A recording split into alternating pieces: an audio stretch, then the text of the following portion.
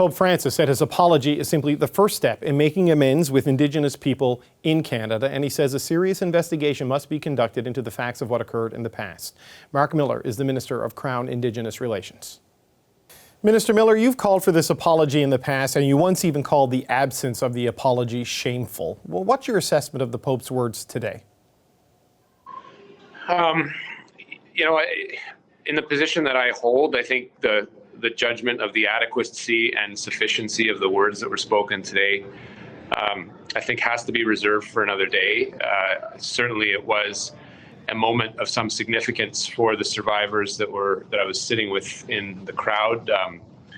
Emotional, there are a lot of tears, for some really a profound moment in our history. And I think you'll hear from others that perhaps this is something that falls short. Foremost, this is about how the survivors have experienced this apology, and that's something I think that will get parsed out over the next few days. But I think first and foremost, that voice needs to come from the survivors themselves and how they judge those words that came from the Pope today. No, absolutely. But you make the point that for some it may in fact fall short. And it was interesting that much like the apology in Rome, Pope Francis didn't apologize for the role of the Catholic Church as an institution in these abuses. He apologized for the actions of some religious orders and many Christians.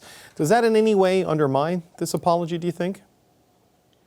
Well, again, I think that sort of judgment, in my mind, from the federal government needs to be reserved for another day. This is a long trip. I think there'll be an opportunity for the Pope to speak many times.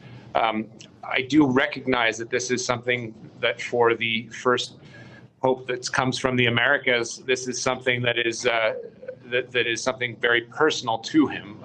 But obviously, the systemic nature of this tragedy that was both instigated and perpetrated by the Catholic Church and the institutions that are associated to it, and the government of the day, is something that needs to be recognized, and indeed, in the part that Canada has played for, has been recognized. Well, Pope Francis certainly recognized that today, saying that the forced assimilation promoted by the government of that time. What do you make of the fact that the apology included the clear implication of the government's role in this, but not the Church directly as an institution? You know, as a federal minister, what do you make of that parsing that the Pope did today? Yeah, I'll have to look at what that turn of phrase actually meant. We are certainly co-conspirators in this. This is something that is a deep shame to the history that is that of Canada and the government of Canada. But I think what this day is about the role of religion and the Catholic Church in that forced assimilation. I'm loath to Bigfoot this by providing my opinion on that.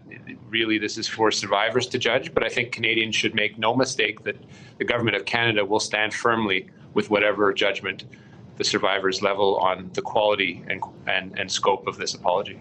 You told CBC yesterday that the apology is not the end of the story by any stretch of the imagination, and you look at some of the ongoing requests, Indigenous groups seeking more access to things such as church archives on residential schools. What can your government do from this point to get the Church to more fully comply with those requests? What do you think the Church needs to follow this apology with? You know, clearly the Pope did acknowledge, David, the need to do more, certainly knowing from the apology that was given by the government of Canada and the work that's been done since, there is a whole heck of a lot to be done. There are matters that fall squarely within the Catholic Church's responsibilities and duties to survivors, namely that continued dogged work in providing elements of truth and documents to survivors. There have been clear calls that we support wholeheartedly to revoke the papal bulls, which were the foundation for this tragedy. And so those are elements that do fall squarely within their responsibility, and a spiritual duty to accompany those that have hung on to their faith, to accompany them in their journey, which is far from complete, despite the apology provided today. After the apology, you mentioned the papal bulls. We heard some people in the crowd shouting for him to repeal the doctrine of discovery, which is one of the central issues in terms of the church granted permission to colonize and convert these lands. I mean, do you think there's ever a possibility we could see that step taken, that the Pope and the Vatican could revoke those past orders? Well, I certainly hope so, David. They were the foundation upon which land was seized and Indigenous peoples dispossessed of it. They are the foundation to a number of legal arguments that have been invoked to prevent Indigenous peoples to have and to get rightful justice. And so that would be one measure that falls squarely within the role of the Catholic Church. But there are many others, including elements of restitution and reparation and ongoing work that we have seen done by the Anglican Church. So we are hopeful, but we will continue to work with survivors to make sure they get that full and complete restitution and the work that needs to be done in the coming years. How do you hope the country and Indigenous peoples move forward in the wake of this apology? How do you hope that non-Indigenous Métis and non-Inuit people respond to this and approach things from this point on? Open their minds, open our hearts in learning about this. There is still a systemic attempt to deny the reality of these survivors, the testimony of which you keep hearing.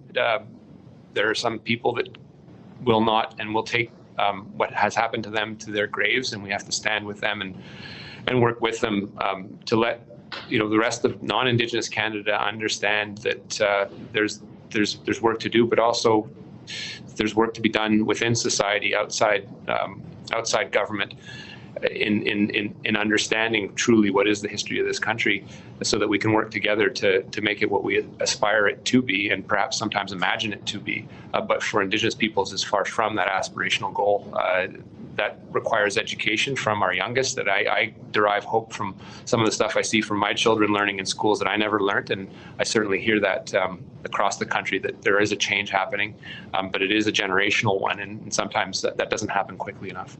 Okay. Minister Marc Miller, thanks for your time. Well, thank you, David. Hi, I'm Vashi Capellos, host of Power in Politics. See more of our show by subscribing to the CBC News channel or click the link for another video.